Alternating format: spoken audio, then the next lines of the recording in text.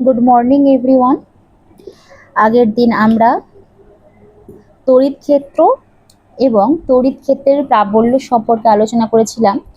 আজকে তড়িৎ ক্ষেত্র এবং তড়িৎ ক্ষেত্রের প্রাবল্য সম্পর্কিত কিছু গাণিতিক সমস্যার সমাধান করব। তো চলো প্রথম প্রশ্নটা দেখে নেওয়া যাক। কি লেখা আছে প্রথম প্রশ্নটা? বায়ু মাধ্যমে 50 ইএসইউ একটি বিন্দু আধান থেকে 5 সেমি দূরে কোনো বিন্দুতে প্রাবল্যের মান কত হবে? লেখা যায়।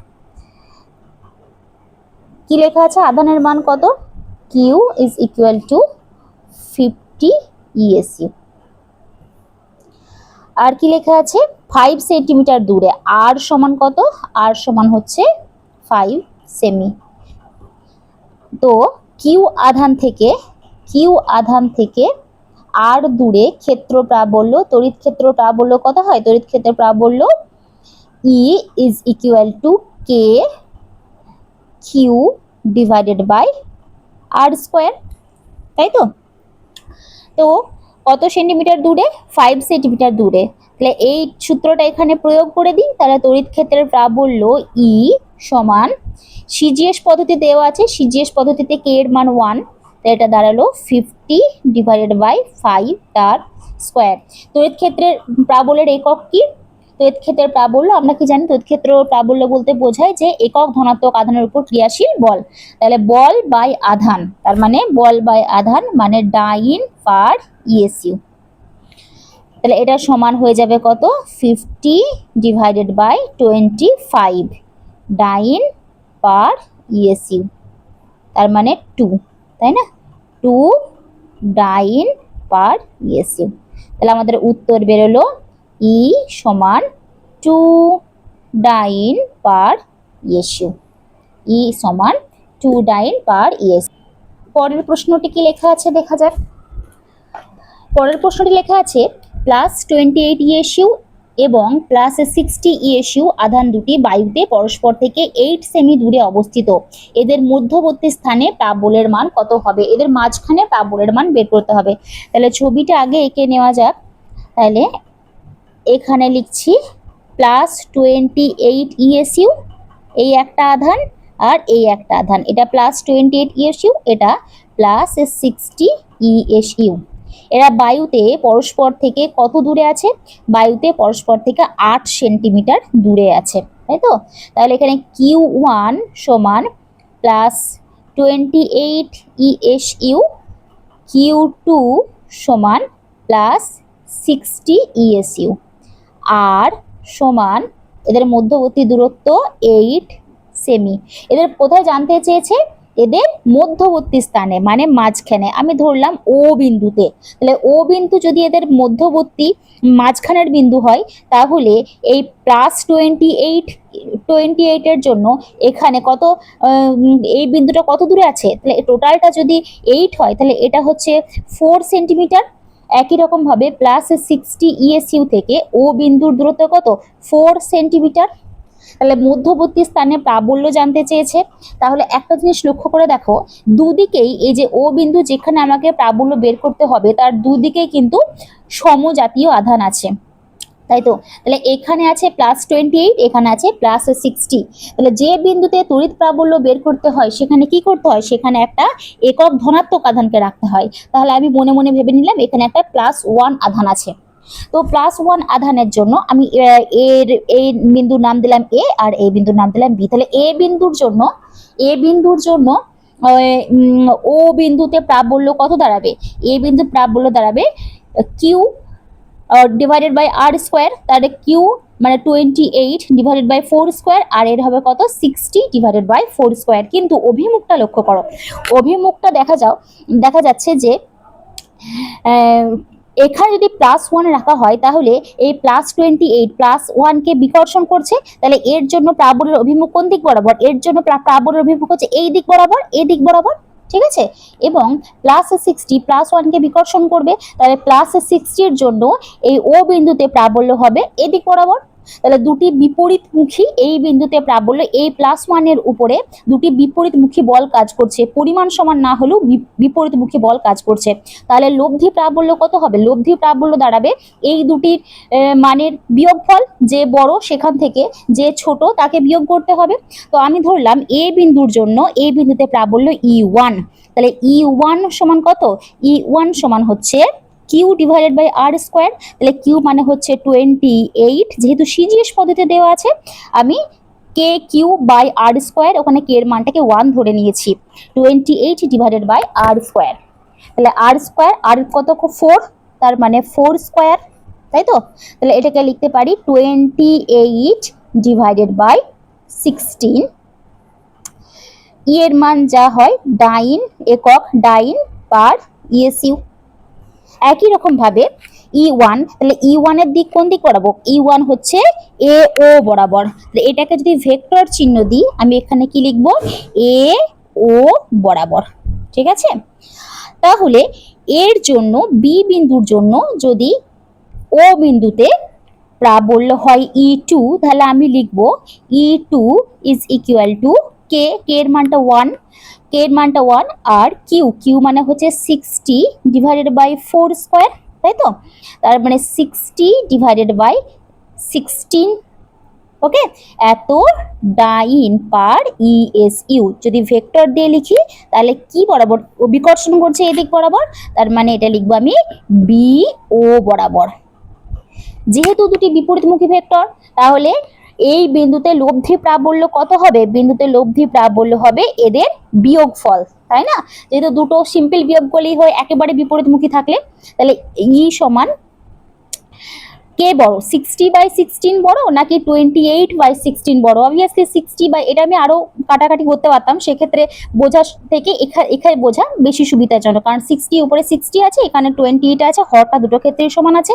তাহলে ই সমান 60 divided by 16 minus 28 divided by 16, তাই তো? তাহলে 28/16, তাহলে আমি এখানে 16 হলো লসাগু, তাহলে এটা হয়ে গেল কত? 60 মাইনাস 28, তাহলে 60 মাইনাস 28, 8 আর কয়ে 10, 2 এ 10, হাতে 1 থাকলো 3 আর 3 এ 6, তাহলে 32 ডিভাইডেড বাই 16, তাহলে 16 2 এ 32 মানে 2, তাহলে কত মান কত দাঁড়ালো? 2 ডাইন পার ইএসইউ। আমরা কি জানি অভিমুখ কোন দিক বরাবর হয়?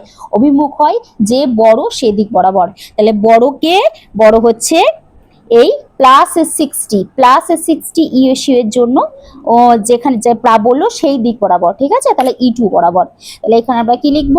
যে এদের মধ্যবর্তী স্থানে প্রাবল্যের মান কত হবে? তাহলে লিখব মধ্যবর্তী স্থানে প্রাবল্যের মান হবে 2 ডাইন পার ইএসইউ, কিন্তু দিক হবে কোন দিক বরাবর? দিক হবে +60 থেকে +28 দিক বরাবর, মানে BA বরাবর। তাহলে এখানে লিখবো আমরা কি দিক বরাবর? BA বরাবর, ওকে? এটা হয়ে যাবে BA বরাবর।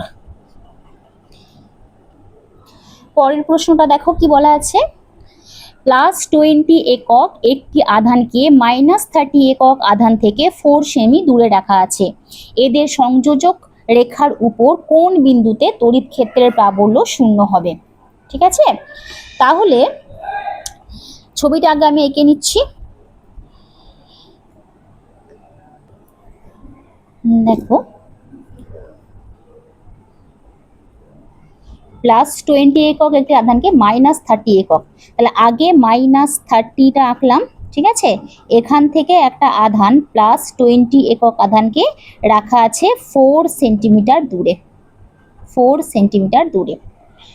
এদের সংযোজক রেখার উপর কোন বিন্দুতে তড়িৎ ক্ষেত্রের প্রাবল্য 0 হবে?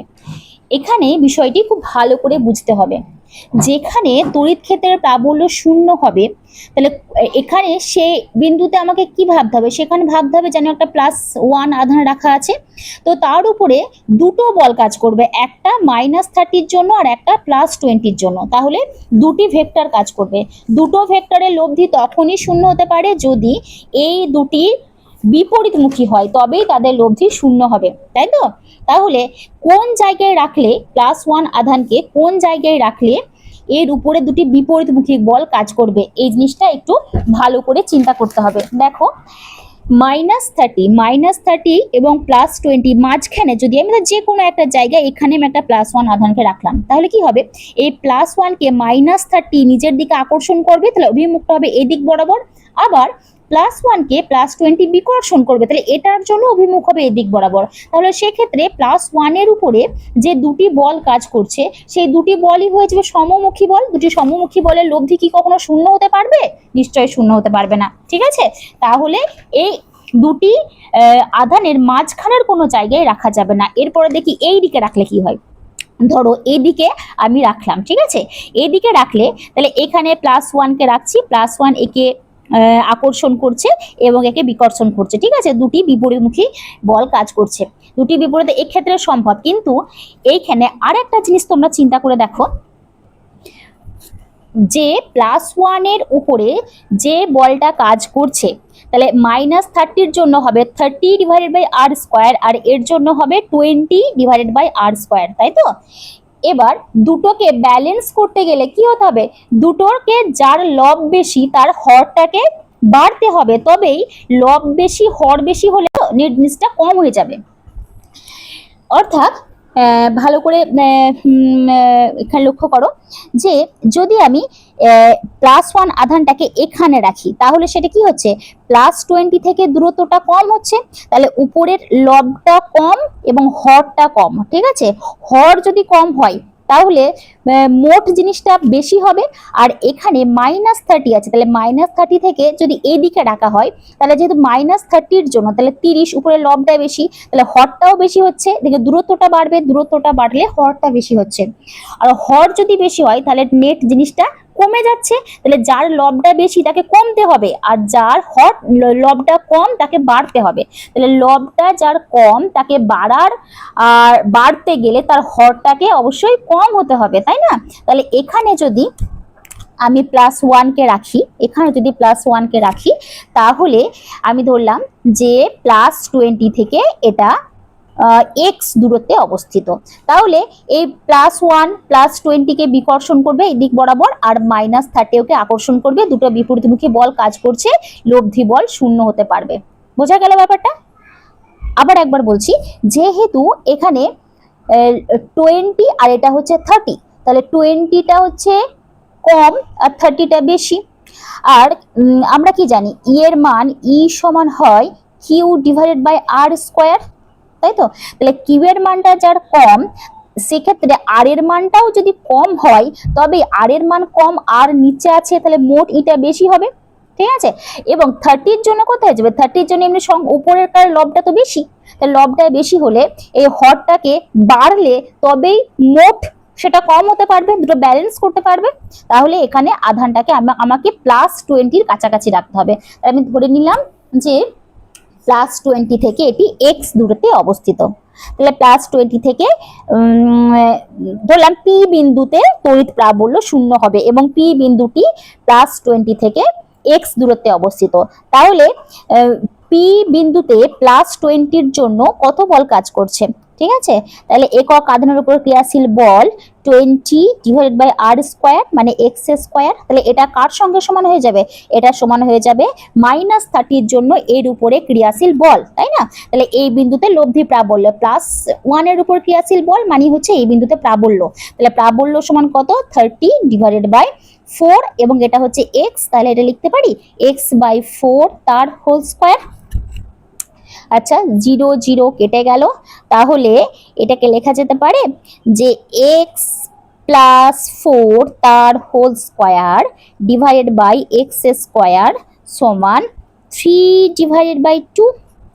ওকে, তাহলে 3/2 মানে হচ্ছে 1.5, তাই তো? তাহলে এটা সমান 1.5। তাহলে x+4/x তার হোল স্কয়ার সমান √1.5, এটা দাঁড়ায় 1.224। ঠিক আছে, তাহলে এখান থেকে লিখতে পারি, বা x+4/x সমান 1.224, বা x+4 সমান 1.224 এক্স, বা 1.224x মাইনাস এক্স মানে 0.224x ইজ ইকুয়াল টু 4। ঠিক আছে, তাহলে এখান থেকে পেলাম এক্স ইজ ইকুয়াল টু 0.4/0.224। এটা দ্বারাই মোটামুটি 17.8। তাহলে উত্তর কি হবে? অতএব কোন বিন্দুতে তড়িৎ ক্ষেত্রের প্রাবল্য শূন্য হবে? +20 ইএসইউ আধান থেকে 17.8 সেন্টিমিটার দূরে রাখা কোনো বিন্দুতে তড়িৎ প্রাবল্যের মানটা শূন্য হবে। পরের প্রশ্নটি দেখো কি লেখা আছে। বি বাহু বিশিষ্ট একটি বর্গক্ষেত্রের একটি শীর্ষবিন্দুতে, প্রতিটি শীর্ষবিন্দুতে কিউ আধান আছে। ওই বর্গক্ষেত্রের কেন্দ্রে ক্ষেত্র প্রাবল্য কত হবে? ছবিটা আঁকা যাক। তো এটা হচ্ছে একটা বর্গক্ষেত্র, ঠিক আছে। এই বর্গক্ষেত্রের প্রতিটি শীর্ষবিন্দুতে কিউ আধান, কিউ কিউ কিউ কিউ আধান আছে। বর্গক্ষেত্রের কেন্দ্রে, তাহলে আমাকে কোথায় বের করতে হবে? এই বিন্দুতে, ঠিক আছে, কেন্দ্রে ক্ষেত্র প্রাবল্য কত হবে? তো ধরে নিলাম এই নাম দিলাম পি।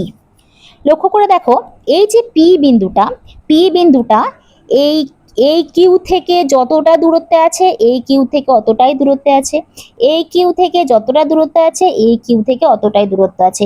এরা সবাই সমজাতীয় আধান, আমি ধরে নিলাম এরা প্লাস আধান, ঠিক আছে।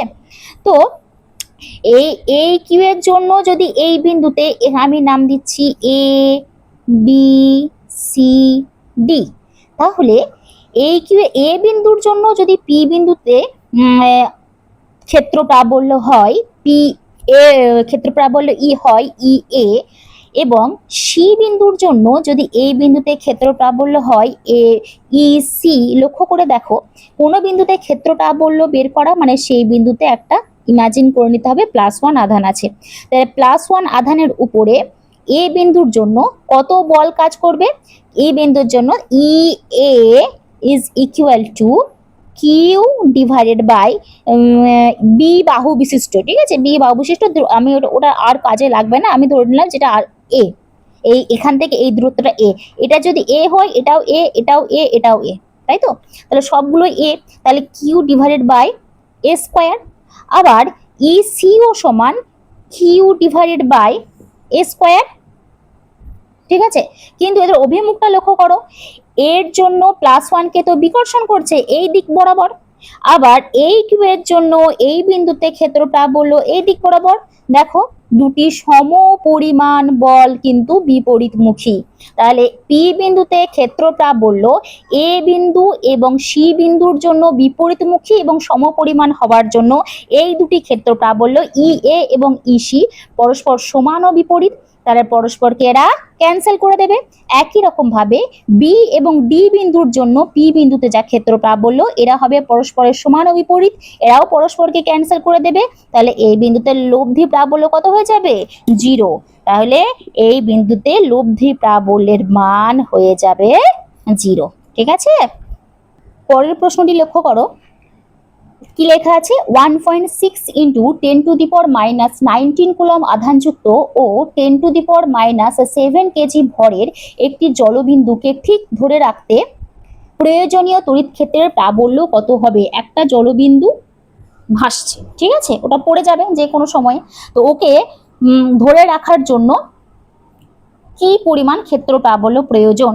তাহলে ওর উপরে ক্ষেত্র প্রাবল্য ধরে রাখতে হবে, তাহলে নিচের দিকে ওর যে ওজনটা কাজ করছে mg, তাকে সেই একই পরিমাণ কোনো বল উপরের দিকে কাজ করতে হবে, ঠিক আছে। তাহলে এখানে কে সেই বলটাকে দেবে? তড়িৎ বল কাজ করছে, কারণ এখানে তড়িৎ ক্ষেত্র প্রাবল্য, তাহলে এখানে তড়িৎ বল কাজ করছে। তাহলে কত তড়িৎ বল কাজ করতে হবে? F সমান কত হয়ে যাবে? F সমান mg, কারণ নিম্নমুখী বলকে প্রতিমিত করতে একটি ঊর্ধ্বমুখী বলকে অবশ্যই কাজ করতে হবে, এবং এই দুটি বল যখন পরস্পর সমান হবে তখনই জলবিন্দুটাকে ঠিক ধরে রাখতে পারবে। তাহলে এখানে কি লেখা আছে সেগুলো আগে লিখে নিই। তাহলে কিউ সমান কত?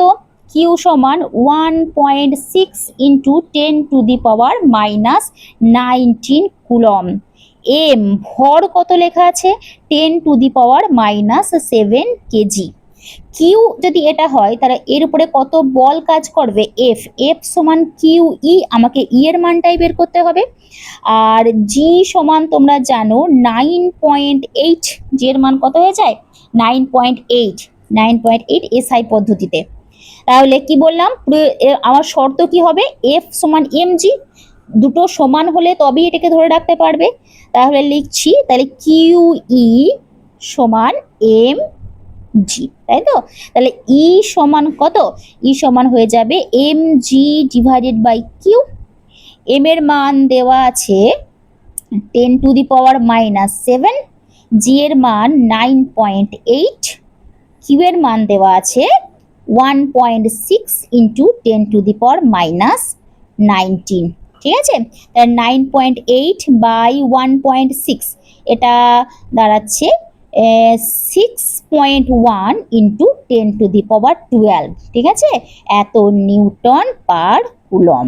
তাহলে প্রয়োজনীয় ক্ষেত্র প্রাবল্যের মান হবে, ই এর মান হবে E is equal to 6.1 into 10⁻12 newton per coulomb, ঠিক আছে। তাহলে এই পরিমাণ ক্ষেত্র প্রাবল্য হলে জলবিন্দুটিকে ঠিক ধরে রাখতে পারবে। এর পরের প্রশ্নটা দেখা যাক। পরের প্রশ্নতে কি লেখা আছে, দুটি বিন্দু আধানের মান যথাক্রমে +90 ইউএসইউ ও -10 ইউএসইউ, তারা পরস্পর থেকে 20 সেমি দূরে অবস্থিত। তাদের সংযোগী সরলরেখার উপর কোন বিন্দুতে ক্ষেত্র প্রাবল্য 0 হবে, ঠিক আছে। আবার সেই একই কনসেপ্ট কাজে লাগবে। আমি এঁকে নিচ্ছি ছবিটা আগে।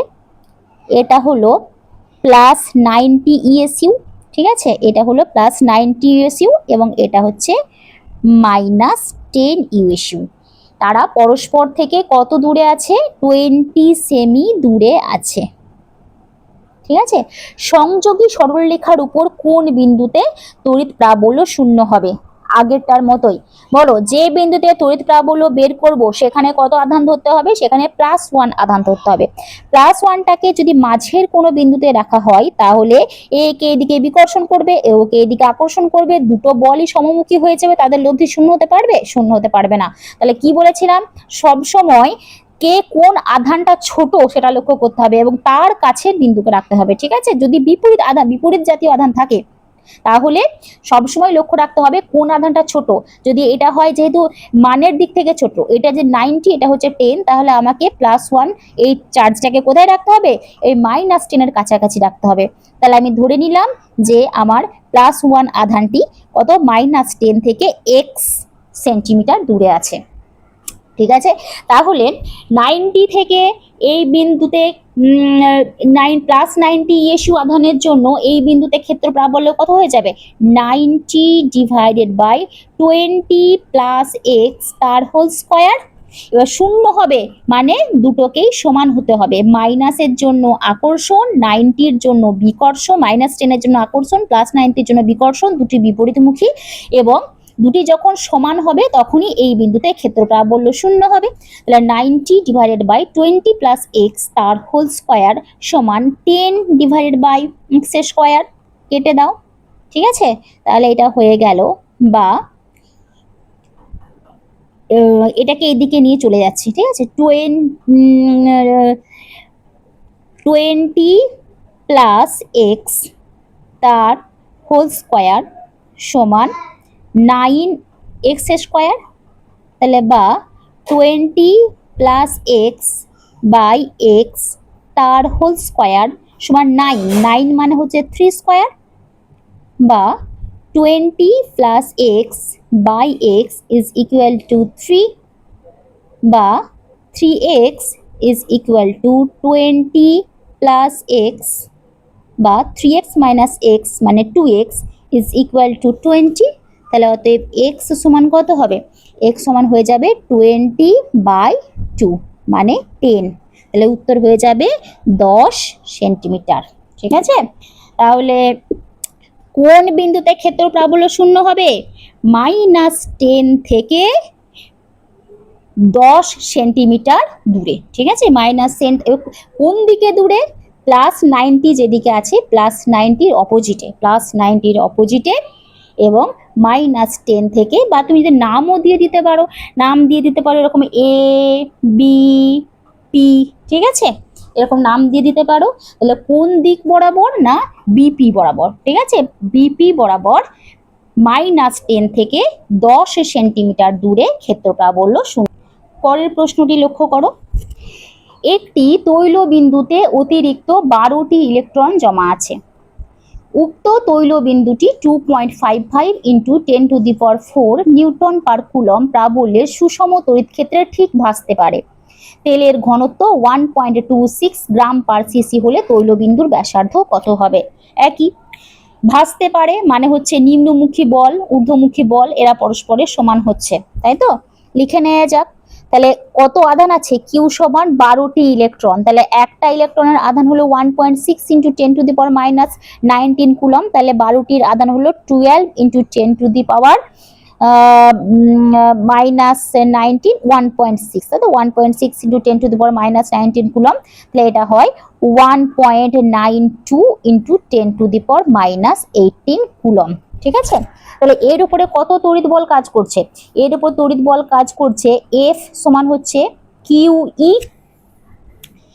তাহলে এই QE-টা কার সঙ্গে সমান? QE সমান হচ্ছে mg, ঠিক আছে। তাহলে এর m কত হয়ে যাবে? ভর কত? ভর সমান QE / g। তাহলে Q এর মানটা 1.92 × 10⁻18 ইন্টু E, ক্ষেত্র প্রাবল্য দেওয়া আছে 2.55 × 10⁴ ডিভাইডেড বাই জি। জি এর মানটা কত? জি এর মানটা 9.8। এটা দাঁড়ায় মোটামুটি 4.99 × 10⁻15 কেজি। ওকে, তাহলে এটা হচ্ছে তার ভর। এবার ওই যে বিন্দুগুলি তো তৈল বিন্দুগুলো তো গোলকাকার, তাই না? একটা গোলকের ভর থেকে যদি ভর জানা থাকে তাহলে তার আয়তন আমরা কিভাবে বের করি? যে m সমান 3.5 পাই r³ × ρ। আর ব্যাসার্ধের কোন গোলকের আয়তন 3.5 পাই r³, আয়তন ইন্টু ঘনত্ব সমান হচ্ছে তার ভর, ঠিক আছে। তাহলে এখান থেকে লিখতে পারি r³ সমান 3m ডিভাইডেড বাই 4 পাই ρ। মানগুলো সব বসিয়ে দাও। তাহলে 3 × m কত? 4.99 × 10⁻15। নিচে হচ্ছে 4 পাই, তাহলে 4 পাই ইন্টু রো কত বলে দেওয়া আছে? রো বলে দেওয়া আছে 1.26 গ্রাম পার সিসি। তাহলে এটাকে 10⁻³ দিয়ে আমাকে গুণ করতে হবে।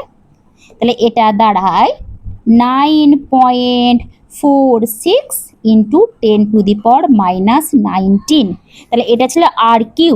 তাহলে r এর মানটা কত দাঁড়াবে? টু দি পাওয়ার 1/3 করে দাও। তাহলে এটা দাঁড়ায় মোটামুটি 9.82 ×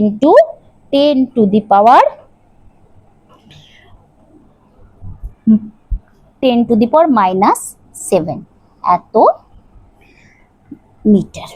ওকে, তাহলে এই হচ্ছে প্রত্যেকটা তৈলবিন্দুর ব্যাসার্ধ। পরের প্রশ্নটি তোমরা লক্ষ্য করো। 1.7 × 10⁻24 গ্রাম ভর এবং 1.6 × 10⁻19 কুলম আধানযুক্ত একটি ধনাত্মক আধানকে শূন্যস্থানে 100 ভোল্ট পার মিটার তড়িৎ ক্ষেত্রে স্থির অবস্থা থেকে ছেড়ে দেওয়া হলো। 100 সেমি দূরত্ব থাকার পর আধানটির গতিবেগ ও ত্বরণ কত হবে? করা যাক। কি লেখা আছে? কত ভর?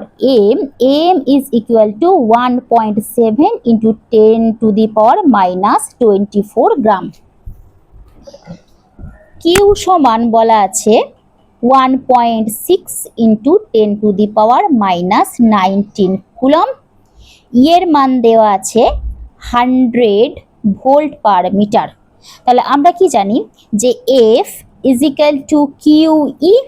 তাহলে কিউ সমান 1.6 ইন্টু 10⁻⁻19 ইন্টু 100, এটা দাঁড়ায় 1.6 ইন্টু 10⁻⁻17 নিউটন। তাহলে এই আধানের উপরে কি পরিমাণ বল কাজ করছে? এই পরিমাণ বল কাজ করছে। আমরা কোনো বস্তুর উপরে যদি এফ বল কাজ করে, এটা পড়েছি না, F is equal to M A, ভর ইন্টু ত্বরণ, বল সমান ভর ইন্টু ত্বরণ, তাহলে তার ত্বরণ কত হয়ে যাবে? এ সমান F divided by M. F এর মানটা হলো 1.6 ইন্টু 10⁻⁻17 এবং এম কত দেওয়া আছে? 1.7 ইন্টু 10⁻24। তাহলে এটা দাঁড়ায় মোটামুটি 9.4 into 10⁻6 metre per second square. এখানে কি বলা আছে? স্থির অবস্থা থেকে ছেড়ে দেওয়া হলো। তাহলে প্রাথমিক বেগ ইউ যদি ধরা হয়, ইউ ইজ ইকাল টু 0, তাই তো? তাহলে আমরা স্মৃতিবিজ্ঞানের সূত্রতে পড়েছি না ক্লাস 11-এ, V square is equal to U square plus 2as, ফর্মুলাটা বসিয়ে দাও। তাহলে এটা সমান কত? 0 প্লাস 2 ইন্টু এর মানটা হলো 9.4 ইন্টু 10⁻6 ইন্টু এস কত? কত দূরত্ব গেছে? 100 সেমি। 100 সেমি মানে হচ্ছে 1 মিটার। তাহলে এটা দাঁড়ালো 2 ইন্টু 9.4 ইন্টু 10⁻6 ইন্টু 1। তাহলে ওতে ভি সমান কত? √2 ইন্টু 9.4 ইন্টু 10⁻6, এটা মোটামুটি দাঁড়ায় 4.33 ইন্টু 10⁻3 মিটার পার সেকেন্ড। ঠিক আছে?